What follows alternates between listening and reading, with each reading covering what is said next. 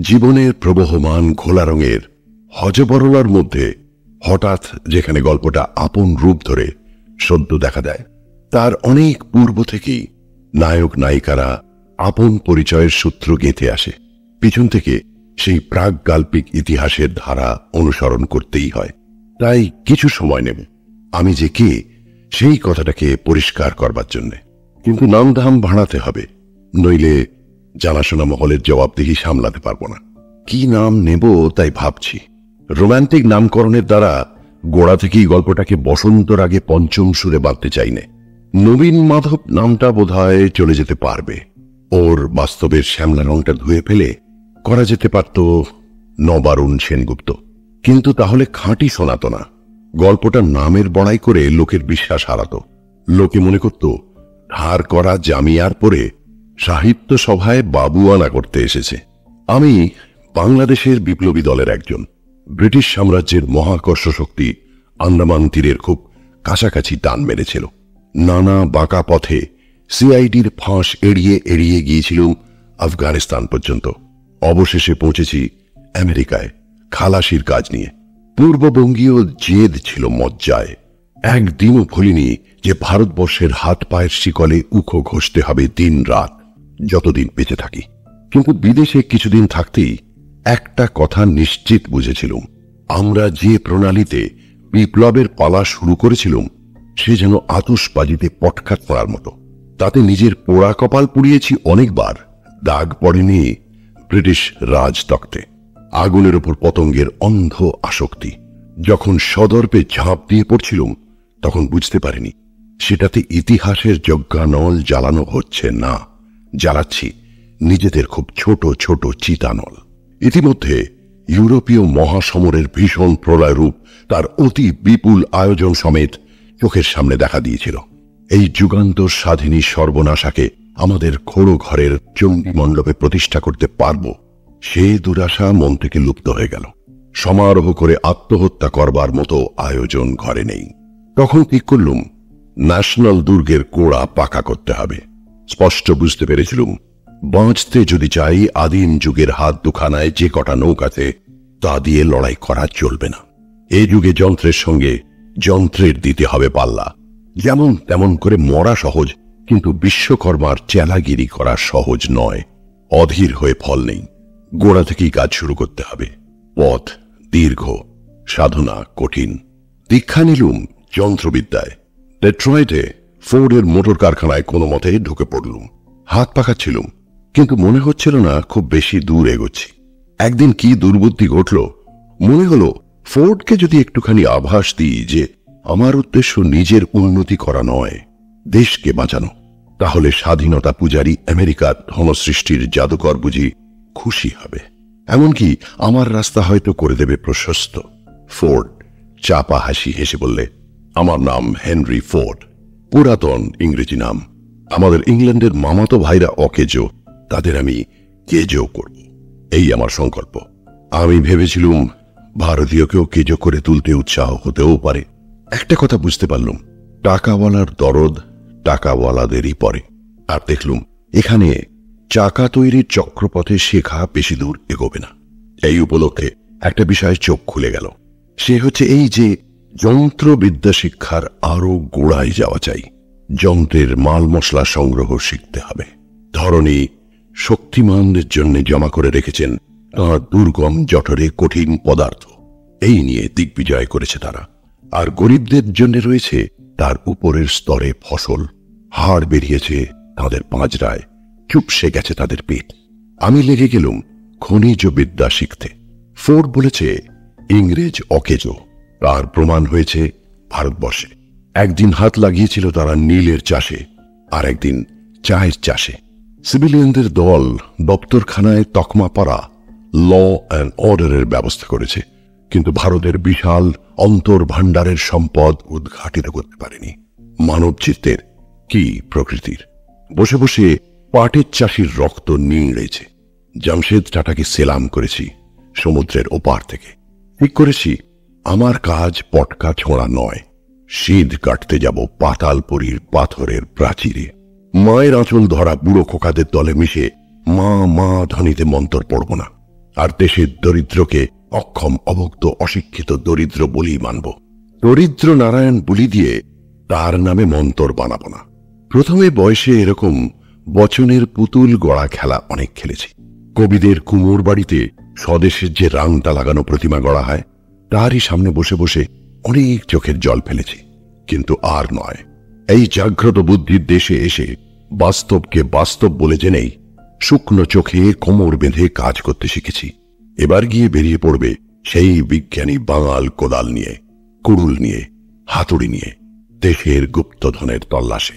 এই কাজটাকে কবির গদগদ কণ্ঠের চালারা দেশ মাতৃকার পূজা বলে চিনতেই পারবে না।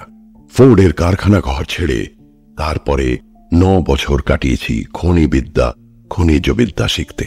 ইউরোপের নানা কেন্দ্রে ঘুরেছি, হাতে কলমে কাজ করেছি। 2-1টা যন্ত্র কৌশল নিজেও বানিয়েছি। তাতে উৎসাহ পেয়েছি অধ্যাপকদের কাছে, নিজের উপরে বিশ্বাস হয়েছে। ধিক্কার দিয়েছি ভূতপূর্ব মন্ত্রমুগ্ধ অকৃতার্থ নিজেকে। আমার ছোট গল্পের সঙ্গে এইসব বড় বড় কথার একান্ত যোগ নেই। বাদ দিলে চলতো, হয়তো ভালোই হতো। কিন্তু এই উপলক্ষে একটা কথা বলার দরকার ছিল, সেটা বলি। যৌবনের গোড়ার দিকে নারী প্রভাবের ম্যাগনেটিজমে জীবনের মেরু প্রদেশের আকাশে যখন অরোরার রঙিন ছটার আন্দোলন ঘটতে থাকে, তখন আমি ছিলুম অন্যমনস্ক, একেবারে কোমর বেঁধে অন্যমনস্ক। আমি সন্ন্যাসী, আমি কর্মযোগী, এই সব বাণীর দ্বারা মনের আগল শক্ত করে আঁটা ছিল। কন্যাদায়িকরা যখন আশেপাশে আনাগোনা করেছিল, আমি স্পষ্ট করেই বলেছি, কন্যার কুষ্ঠিতে যদি অকাল বৈধব্য যোগ থাকে, তবেই যেন কন্যার পিতা আমার চিন্তা করেন।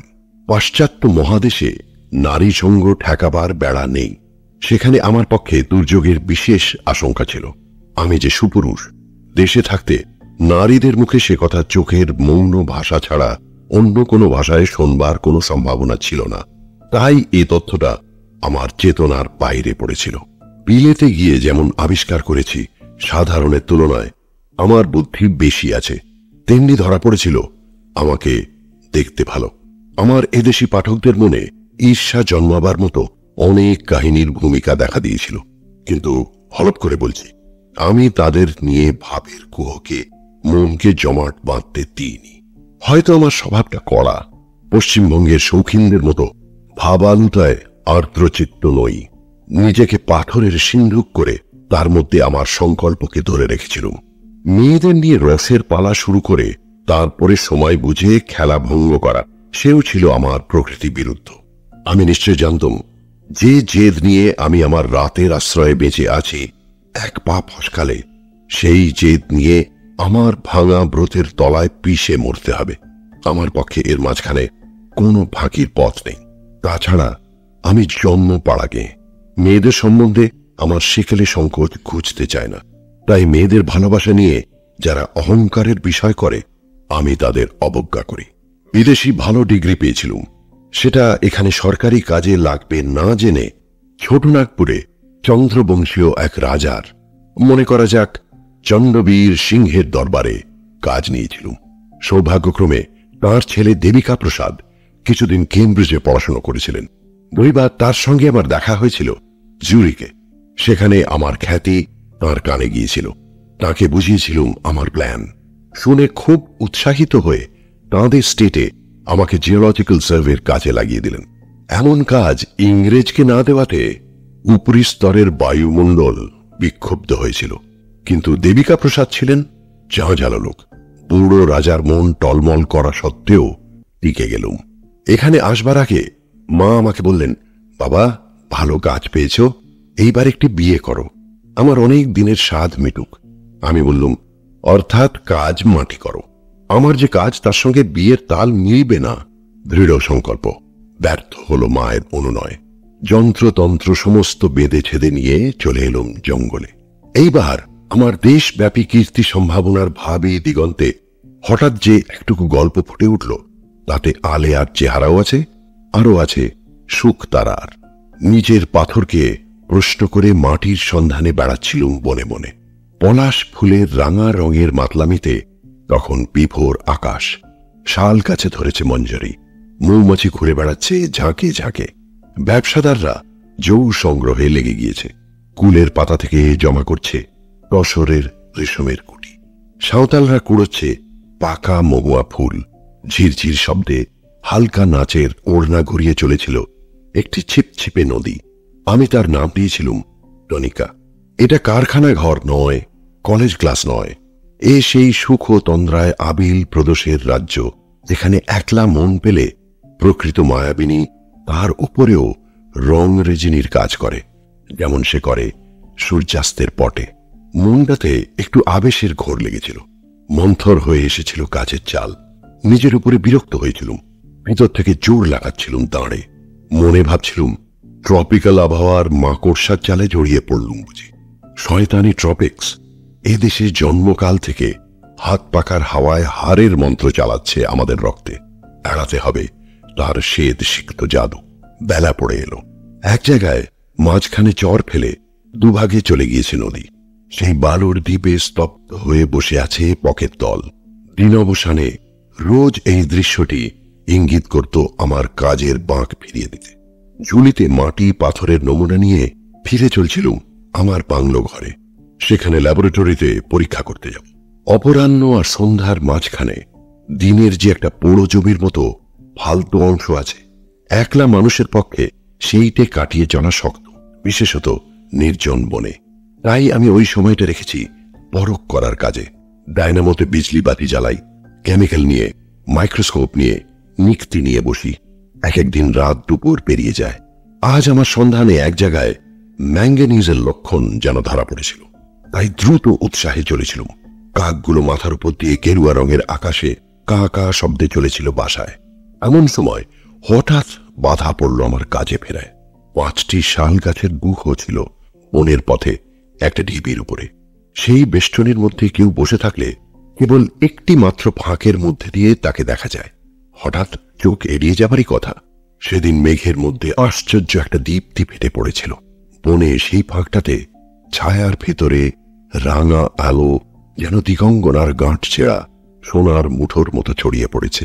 ঠিক সেই আলোর পথে বসে আছে মেয়েটি, গাছের গুঁড়িতে হেলান দিয়ে, পা দুটি বুকের কাছে গুটিয়ে এক মনে লিখছে একটি ডায়েরির খাতা নিয়ে। এক মুহূর্তে আমার কাছে প্রকাশ পেল একটি অপূর্ব বিস্ময়। জীবনে এরকম দৈবাত ঘটে। পূর্ণিমার বান ডেকে আসার মতো বক্ষ তটে ধাক্কা দিতে লাগলো জোয়ারের ঢেউ। গাছের গুঁড়ির আড়ালে দাঁড়িয়ে চেয়ে রইলুম। একটি আশ্চর্য ছবি চিহ্নিত হতে লাগলো মনের চিরস্মরণীয় আগারে। আমার বিস্তৃত অভিজ্ঞতার পথে অনেক প্রত্যাশিত মনোহরের দরজায় ঠেকেছে মন। পাশ কাটিয়ে চলে গেছি। আজ মনে হলো জীবনের একটা কোন চরমের সংস্পর্শে এসে পৌঁছল। এমন করে ভাবা, এমন করে বলা আমার একেবারে অভ্যস্ত নয়। যে আঘাতে মানুষের নিজের অজানা একটা অপূর্ব স্বরূপ ছিটকিনি খুলে অবারিত হয়, সেই আঘাত আমাকে লাগলো কি করে? বরাবর জানি আমি পাহাড়ের মতো খটখটে, নিরেট। ভিতর থেকে উছলে পড়ল ঝর্ণা। একটা কিছু বলতে ইচ্ছে করছিল, কিন্তু মানুষের সঙ্গে সবচেয়ে বড় আলাপের প্রথম কথাটি কি হতে পারে ভেবে পাইনি। সে হচ্ছে খ্রিস্টীয় পুরাণের প্রথম সৃষ্টির বাণী। আলো জাগুক, অব্যক্ত হয়ে যাক ব্যক্ত। একসময় মনে হলো মেয়েটি, ওর আসল নাম পরে জেনেছি, কিন্তু সেটা ব্যবহার করব না। ওকে নাম দিলুম অচিরা। মানে কি? মানে এই যার প্রকাশ হতে বিলম্ব হলো না, বিদ্যুতের মতো রইল ওই নাম। মুখ দেখে মনে হলো অচিরা জানতে পেরেছে কি একজন আড়ালে দাঁড়িয়ে আছে। উপস্থিতির একটা নীরব ধ্বনি আছে বুঝি। লেখা বন্ধ করেছে, অথচ উঠতে পারছে না। পলায়নটা পাছে বড্ড বেশি স্পষ্ট হয়। একবার ভাবলুম বলি, মাফ করুন। কি মাফ করা, কি অপরাধ, কি বলবো তাকে? একটু তফাতে গিয়ে পেলেতে পেটে কোদাল নিয়ে মাটিতে খোঁচা মারবার ভান করলুম। ঝুলিতে একটা কি পুরলুম, সেটা অত্যন্ত বাজে। তারপরে চোখে পড়ে মাটিতে বিজ্ঞানী দৃষ্টি চালনা করতে করতে চলে গেলুম। কিন্তু নিশ্চয় মনে জানি, যাকে ভোলাবার চেষ্টা করেছিলুম তিনি ভোলেননি। মুগ্ধ পুরুষ চিত্তে দুর্বলতার আরো অনেক প্রমাণ তিনি আরো অনেকবার পেয়েছেন, সন্দেহ নেই। আশা করলুম আমার বেলায় এটা তিনি মনে মনে উপভোগ করেছেন। এর চেয়ে বেড়া আর অল্প একটু যদি ডিঙুতুম তাহলে কি হতো কি জানি। রাগতেন না রাগের ফান করতে? অত্যন্ত চঞ্চল মন নিয়ে চলেছি আমার বাংলো ঘরের পথে। এমন সময় আমার চোখে পড়ল 2 টুকরায় ছিন্ন করা একখানা চিঠির খাম। এটাকে জিওলজিক্যাল নমুনা বলে না, তবু তুলে দেখলুম। নামটা ভবতোষ মজুমদার, আইসিএস। ঠিকানা চাপড়া, মেইলি হাতে লেখা। টিকিট লাগানো আছে, তাতে ডাকঘরের ছাপ নেই, যেন কুমারীর দ্বিধা। আমার বিজ্ঞানী বুদ্ধি স্পষ্ট বুঝতে পারলুম এই ছেঁড়া চিঠির খামের মধ্যে একটা ট্র্যাজেডির ক্ষতচিহ্ন আছে। পৃথিবীর ছেঁড়া স্তর থেকে তার বিপ্লবের ইতিহাস বের করা আমাদের কাজ। সেই আমার সন্ধানপটু হাত এই ছেঁড়া খামের রহস্য আবিষ্কার করতে সংকল্প করলে। ইতিমধ্যে ভাবছি নিজের অন্তঃকরণের রহস্য অভূতপূর্ব। এক একটা বিশেষ অবস্থার সংস্পর্শে তার ভাবখানা কি যে একটা নতুন আকারে দানা বেঁধে দেখা দেয়। এবারে তার পরিচয় বিস্মিত হয়েছি। এতদিন জীবনটা নানা কঠিন অধ্যাবসায় নিয়ে শহরে শহরে জীবনের লক্ষ্য সন্ধানে ঘুরেছে, তাকে স্পষ্ট করে চিনেছিলুম। ভেবেছিলুম এই আমার সত্যকার স্বভাব। তার আচরণের ধ্রুবত্ব সম্বন্ধে আমি হলপ করতে পারতাম, কিন্তু তার মধ্যে বুদ্ধি শাসনের বহির্ভূত যে একটা মূঢ় লুকিয়েছিল, তাকে এই প্রথম দেখা গেল। ধরা পড়ে গেল আরণ্যক, যে যুক্তি মানে না, যে মোহ মানে। বনের একটা মায়া আছে, গাছপালার নিঃশব্দ চক্রান্ত, আদিম প্রাণের মন্ত্রধ্বনি। দিনে দুপুরে ঝাঁ ঝাঁ করে তার উদাত্ত সুর, রাতে দুপুরে মন্ত্রগম্ভীর ধ্বনি গুঞ্জন করতে থাকে জীবচেতনায়। আদিম প্রাণের গূঢ় প্রেরণায় বুদ্ধিকে দেয় আবিষ্ট করে। জিওলজির চর্চার মধ্যেই ভিতরে ভিতরে এই আরণ্যক মায়ার কাজ করছিল। খুঁজছিলুম রেডিয়ামের কণা, যদি কৃপণ পাথরের মুঠির মধ্যে থেকে বের করা যায়। দেখতে পেলুম অচিরাকে কুসুমিত শালগাছের ছায়ালোকের বন্ধনে। এর পূর্বে বাঙালি মেয়েকে দেখেছি, সন্দেহ নেই, কিন্তু সবকিছু থেকে স্বতন্ত্রভাবে এমন একান্ত করে তাকে দেখবার সুযোগ পাইনি। এখানে তার শ্যামল দেহের কোমলতায় বনের লতাপাতা আপন ভাষা যোগ করে দিল। বিদেশিনী রূপসী তো অনেক দেখেছি, যথোচিত ভালোও লেগেছে, কিন্তু বাঙালি মেয়ে এই যেন প্রথম দেখলুম, ঠিক যে জায়গায় তাকে সম্পূর্ণ দেখা যেতে পারে। এই নিভৃত বনের মধ্যে সে নানা পরিচিত অপরিচিত বাস্তবের সঙ্গে জড়িয়ে মিশিয়ে নেই। দেখে মনে হয় না সে বেনিদুলিয়ে ডায়োসেশনে পড়তে যায়, কিংবা বেথুন কলেজের ডিগ্রি ধারিণী, কিংবা বালিগঞ্জের টেনিস পার্টিতে উচ্চ কলহাস্যে চা পরিবেশন করে। অনেকদিন আগে ছেলেবেলায় হরু ঠাকুর কিংবা রাম বসুর যে গান শুনে তারপরে ভুলে গিয়েছিলুম, যে গান আজ রেডিওতে বাজে না, গ্রামোফোনে পাড়া মুখরিত করে না, জানি না কেন মনে হলো সেই গানের সহজ রাগিনীতে ওই বাঙালি মেয়েটির রূপের ভূমিকা। মনে রইল সই মনের বেদনা। এই গানের সুরে যে একটি করুণ ছবি আছে, সে আজ রূপ নিয়ে আমার চোখে স্পষ্ট ফুটে উঠল। এও সম্ভব হল কোন প্রবল ভূমিকম্পে পৃথিবীর যে তলায় লুকোনো আগ্নেয় সামগ্রী উপরে উঠে পড়ে। জিওলজি শাস্ত্রে তা পড়েছি। নিজের মধ্যে দেখলুম সেই নিচের তলার অন্ধকারের তপ্ত বিগলিত জিনিসকে হঠাৎ উপরের আলোতে। কঠোর বিজ্ঞানী নবীন মাধবের অটল অন্তঃস্বরে এই উলট পালট আমি কোনোদিন আশা করতে পারিনি। বুঝতে পারছি, যখন আমি রোজ বিকেল বেলায় এই পথ দিয়ে আমার কাজে ফিরেছি, ও আমাকে দেখেছে।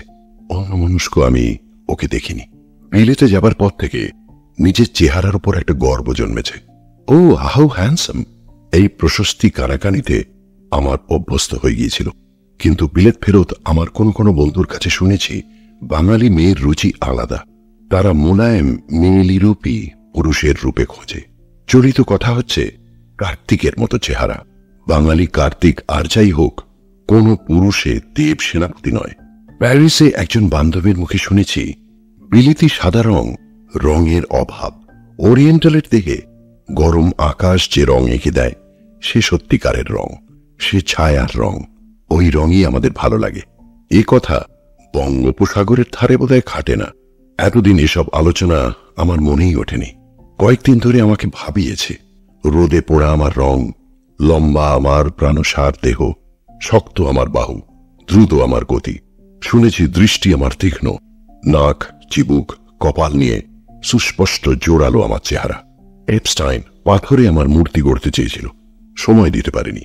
কিন্তু বাঙালিকে আমি মায়ের খোকা বলেই জানি, আর মায়েরা তাদের কোলের ধনকে মোমে গড়া পুতুলের মতো দেখতেই ভালোবাসে। এসব কথা মনের মধ্যে খুলিয়ে উঠে আমাকে রাগিয়ে তুলেছিল। আগে ভাগেই কল্পনায় ঝগড়া করেছিলুম অচিরার সঙ্গে। বলছিলুম, তুমি যাকে বলো সুন্দর সে বিসর্জনের দেবতা। তোমাদের স্তব যদি বা পায় সে টেকে না বেশি দিন। বলছিলুম, আমি বড় বড় দেশের স্বয়ম্বর সভার মালা উপেক্ষা করে এসেছি, আর তুমি আমাকে উপেক্ষা করবে? গায়ে পড়ে এই বানানো ঝগড়া এমনি ছেলে মানুষই যে একদিন হেসে উঠেছি আপন উষ্ময়। এদিকে বিজ্ঞানীর যুক্তি কাজ করছে ভিতরে ভিতরে। মনকে জানাই এটাও একটা মস্ত কথা। আমার যাতায়াতের পথের ধারেও বসে থাকে, একান্ত নিভৃতই যদি ওর প্রার্থনীয় হতো তাহলে ঠাঁই বদল করত। প্রথম প্রথম আমি ওকে আড়ে আড়ে দেখেছি, যেন দেখিনি এই ভান করে। ইদানিং মাঝে মাঝে স্পষ্ট চোখাচোখি হয়েছে। যতদূর আমার বিশ্বাস, সেটাকে চার চোখের অপঘাত বলে ওর মনে হয়নি। এর চেয়েও বিশেষ একটা পরীক্ষা হয়ে গেছে। এর আগে দিনের বেলায় মাটি পাথরের কাজ সাঙ্গ করে দিনের শেষে ওই পঞ্চবটির পথ দিয়ে একবার মাত্র যেতেন বাসার দিকে। সম্প্রতি যাতায়াতের পুনরাবৃত্তি হতে আরম্ভ হয়েছে। এই ঘটনাটা যে জিওলজি সম্পর্কিত নয় সে কথা বোঝবার মতো বয়স হয়েছে অচিরার। আমারও সাহস ক্রমশ বেড়ে চলল যখন দেখলুম এই সুস্পষ্ট ভাবের আভাসেও তরুণীকে স্থানচ্যুত করতে পারল না। এক একদিন হঠাৎ পিছন ফিরে দেখেছি অচিরা আমার তিরোগমনের দিকে চেয়ে আছে। আমি ফিরতেই তাড়াতাড়ি ডায়েরির দিকে চোখ নামিয়ে নিয়েছে। সন্দেহ হলো ওর ডায়েরির লেখার ধারায় আগেকার মতো বেগ নেই। আমার বিজ্ঞানী বুদ্ধিতে মনোরহস্যের আলোচনা জেগে উঠল। বুঝেছি সে কোনো এক পুরুষের জন্য তপস্যার ব্রত নিয়েছে। তার নাম ভবতোষ। সে ছাপড়ায় অ্যাসিস্ট্যান্ট ম্যাজিস্ট্রেটি করছে। বিলেত থেকে ফিরে এসি। তার পূর্বে দেশে থাকতে এদের দুজনের প্রণয় ছিল গভীর। কাজ নেবার মুখেই একটা আকস্মিক বিপ্লব ঘটেছে। ব্যাপারটা কি খবর নিতে হবে। শক্ত হলো না, কেননা পাটনা বিশ্ববিদ্যালয়ে আমার কেমব্রিজের সতীর্থ আছে বঙ্কিম। ডাকে চিঠি লিখে পাঠালুম। বিহার সিভিল সার্ভিসে আছে ভবতোষ। কন্যা কর্তাদের মহলে জনশ্রুতি শোনা যায় লোকটি সৎ পাত্র। আমার কোনো বন্ধু আমাকে তার মেয়ের জন্য ওই লোকটিকে প্রজাপতিক ফাঁদে ফেলতে সাহায্য করতে অনুরোধ করেছেন। রাস্তা পরিষ্কার আছে কিনা আদ্যান্ত খবর নিয়ে তুমি যদি আমাকে জানাও কৃতজ্ঞ হব। লোকটির মতিগতি কিরকম তাও জানতে চাই। উত্তর এলো, রাস্তা বন্ধ। আর মতিগতি সম্বন্ধে এখনো যদি কৌতূহল বাকি থাকে তবে শোনো। কলেজে পড়বার সময় আমি ছাত্র ছিলাম ডাক্তার অনিল কুমার সরকারের। অ্যালফাবেটের অনেকগুলি অক্ষর জোড়া তার নাম। যেমন তার অসাধারণ পাণ্ডিত্য, তেমনি ছেলে মানুষের মতো তার সরলতা। একমাত্র সংসারের আলো তার নাতনিটিকে যদি দেখো তাহলে মনে হবে সাধনায় খুশি হয়ে সরস্বতী কেবল যে আবির্ভূত হয়েছেন তার বুদ্ধিলোকে তা নয়, রূপ নিয়ে এসেছেন তার কোলে। ওই শয়তান ভবতোষ ঢুকল ওর স্বর্গলোকে। বুদ্ধি তার তীক্ষ্ণ, বচন তার অনর্গল। প্রথমে ভুললেন অধ্যাপক, তারপরে ভুলল তার নাতনি। ওদের অসহ্য অন্তরঙ্গতা দেখে আমাদের হাত নিষ্পিস করল। কিছু বলবার পথ ছিল না। বিবাহ সম্বন্ধ পাকাপাকি স্থির হয়ে গিয়েছিল।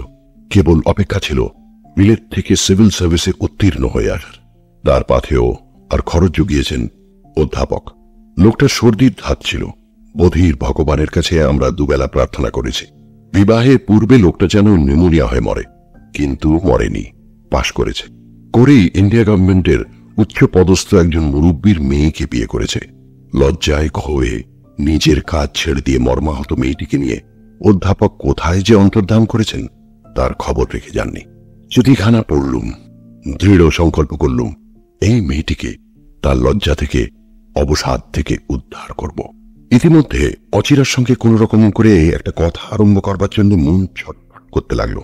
যদি বিজ্ঞানী না হয়ে হতুম সাহিত্য রসিক, কিংবা বাঙাল না হয়ে যদি হতুম পশ্চিমবঙ্গের আধুনিক, তাহলে নিশ্চয়ই মুখে কথা বাধত না।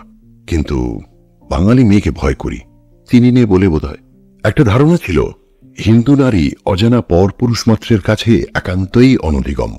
খামোখা কথা কইতে যাই যদি, তাহলে ওর রক্তে লাগবে অসুচিতা। সংস্কার জিনিসটা এমনি অন্ধ। এখানে কাজে যোগ দেবার পূর্বে কিছুদিন তো কলকাতায় কাটিয়ে এসেছি। আত্মীয় বন্ধু মহলে দেখে এলুম সিনেমা মঞ্চ পথবর্তিনী রং মাখানো বাঙালি মেয়ে। যারা জাত বান্ধবী তাদের থাক তাদের কথা, কিন্তু অচিরার কোনো পরিচয় না পেয়ে মনে হলো ও আর এক জাতের। একালের বাইরে আছে দাঁড়িয়ে নির্মল আত্মমর্যাদায়, স্পর্শ ভীরুমে।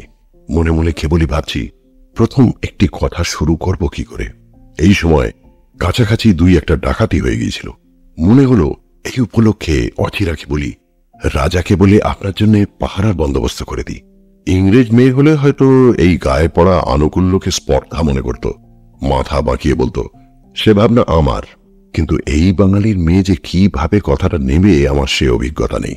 দীর্ঘকাল বাংলার বাইরে থেকে আমার মনের অভ্যেস অনেকখানি জড়িয়ে গেছে বিলিতি সংস্কারে। দিনের আলো প্রায় শেষ হয়ে এসেছে। এইবার অচিরার ঘরে ফেরবার সময়, কিংবা ওর দাদামশাই এসে ওকে বেড়াতে নিয়ে যাবেন। এমন সময় একজন হিন্দুস্তানি গোয়ার এসে অচিরার হাত থেকে হঠাৎ তার ব্যাগ আর ডায়েরিটা ছিনিয়ে নিয়ে চলে যাচ্ছিল। আমি সেই মুহূর্তেই বনের আড়াল থেকে বেরিয়ে এসে বললুম, কোনো ভয় নেই আপনার। এই বলে ছুটে সেই লোকটার ঘাড়ের উপরে গিয়ে ঝাঁপিয়ে পড়তেই সে ব্যাগ আর খাতা ফেলে দৌড় মারলে। আমি লুঠের ধন নিয়ে এসে অচিরাকে দিলুম। অচিরা বললে, ভাগ্যিস আপনি। আমি বললুম, আমার কথা বলবেন না। ভাগ্যিস ও লোকটা এসেছিল। তার মানে? তার মানে ওরই সাহায্যে আপনার সঙ্গে প্রথম কথাটা হয়ে গেল।